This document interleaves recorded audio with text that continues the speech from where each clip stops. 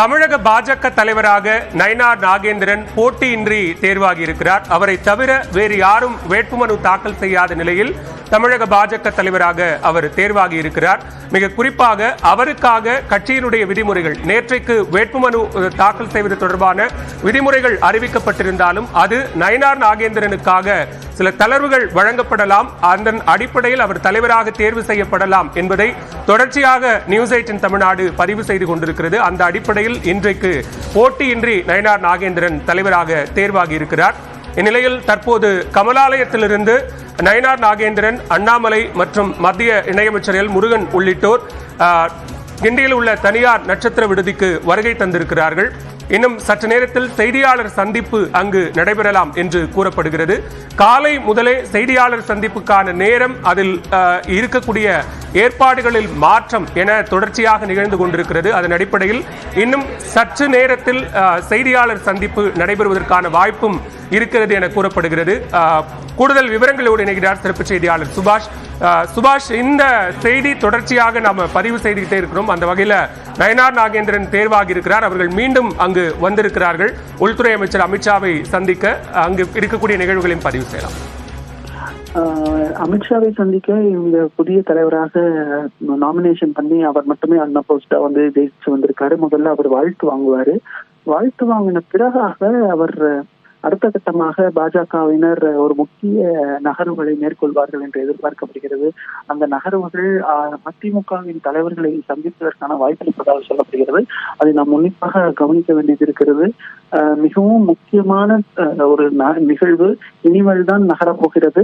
இன்று காலையிலிருந்து வந்தது எல்லாமே செய்திகள். இனிமேல் வரப்போவதுதான் அரசியல் நகர்வுகள். அந்த நகர்வு மிக முக்கிய நகர்வாக, அமித்ஷாவின் வேலையை மையப்படுத்திய ஒரு நகர்வாக அந்த நகர்வு இருக்க போகிறது என்பது நமக்கு இப்ப இருக்கக்கூடிய செய்தியாக இருக்கு பாலா. அதை மிக உன்னிப்பாக கவனிக்க வேண்டும். அமித்ஷாவினுடைய செய்தியாளர் சந்திப்பு இருக்குமா இல்லையான்றதே இப்போ ஒரு கேள்விக்குறியாக இருக்கிறது. அதற்கு முன்பாக ஒரு முக்கியமான ஒரு நகர்வு அரசியல் ரீதியாக நடக்கப் போகிறது. பாஜக உடைய தலைவர்கள் ஒரு முக்கியமான முடிவை எடுக்கப் போகிறார்கள் என்பதில் நம்மால் பேச முடியுது. அது கூட்டணி சார்ந்த ஒரு முடிவாக இருக்கும் என்று நாம் புரிந்து கொள்ளலாம். சுபாஷ், நீங்க குறிப்பிட்டது போல இதுவரைக்கும் நடந்த நிகழ்வுகள், நேற்றிரவு தமிழ்நாடு குறிப்பாக சென்னை வருகை தந்ததிலிருந்து இப்போது வரைக்குமான நகர்வுகளில் மிக முக்கியமானதாக பார்க்கப்படக்கூடிய நகர்வு அதுதான். ஏற்கனவே அதிமுக பொதுச் செயலாளர் எடப்பாடி பழனிசாமியினுடைய கிரீன்வேஸ் சாலை இல்லத்தில் ஏராளமான அதிமுக மூத்த நிர்வாகிகள் அங்கு கூட தொடங்கி இருக்கிறார்கள். அங்கும் ஆலோசனை நடைபெறலாம் என்று கூறப்பட்ட நிலையில தான் இப்படி ஒரு சந்திப்பு நிகழ்வு நடைபெறுவதாக கூறப்படுகிறது. அதே நேரத்தில் இங்க செய்தியாளர் சந்திப்பு நடைபெறுமா அல்லது தலைவர்கள் நேராக சென்று யுபிஎஸ்ஐ சந்திக்க திட்டமிட்டிருக்கிறார்களா?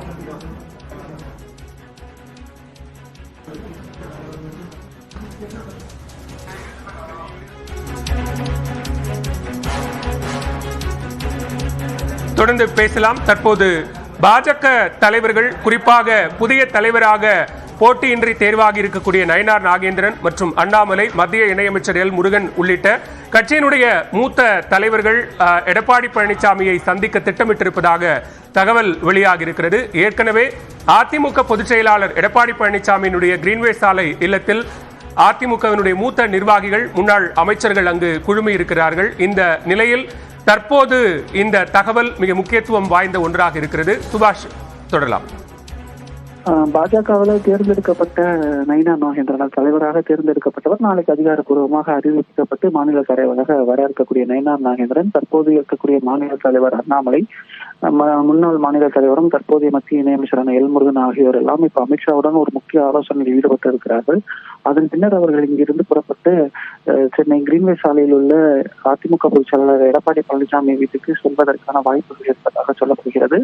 அதை நம்ம உற்று நோக்கி கவனிக்க வேண்டிய ஒரு விஷயமாக இருக்கிறது. பொலிட்டிக்கல் டெவலப்மெண்ட்டுக்கு உட்பட்ட ஒரு விஷயம். அது மட்டும் இல்ல, அந்த சந்திப்பு என்பது மாநில தலைவரின் மாற்றத்திற்கு அதிமுக வலியுறுத்தியதா என்பது கேள்வி எழுந்திருக்கிறது. ஏனென்றால் அமித்ஷா இருக்கும் பொழுதே மாநில தலைவர் தேர்தல் நடத்தி அதற்கான வேட்புமனு தாக்கல் செய்து அந்த வேட்புமனுக்களை நயினார் நாகேந்திரன் மட்டுமே வேட்புமனு தாக்கல் செய்திருக்கிறார். அதனால் அவர் மட்டும்தான் தலைவர் ஊர்ஜிதமாக ஆகிப்பட்டது. 100% என்று சொல்வார்களே, அதனால அவர் மட்டும்தான் ஊர்ஜிதமாகிவிட்டது. அப்படிப்பட்ட தருணத்தில் இப்பொழுது அடுத்த கட்டமாக கூட்டணியை வலுவாக்குவதற்கு, இல்ல கூட்டணியை உறுதி செய்வதற்கு பாஜகவினுடைய முக்கிய தலைவர்கள் எடப்பாடி பழனிசாமியை சந்திப்பதற்கான வாய்ப்பு இருக்கிறது.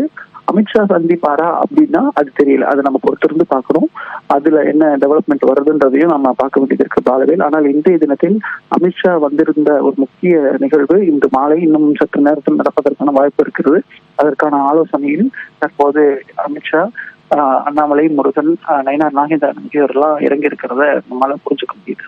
சுபாஷ், நீங்க குறிப்பிட்டது போல தலைவர் மாற்றம் அப்படிங்கிறதும் ஒரு முக்கியமான நிகழ்வு. அதன் அடிப்படையில் பாஜக தலைவர்கள் அதிமுக பொதுச் செயலாளர் எடப்பாடி பழனிசாமியை சென்று சந்திக்க இருக்கக்கூடியதாக வெளியாக இருக்கிற தகவலும் அரசியல் முக்கியத்துவம் வாய்ந்த ஒன்றாக மாறி இருக்கிறது.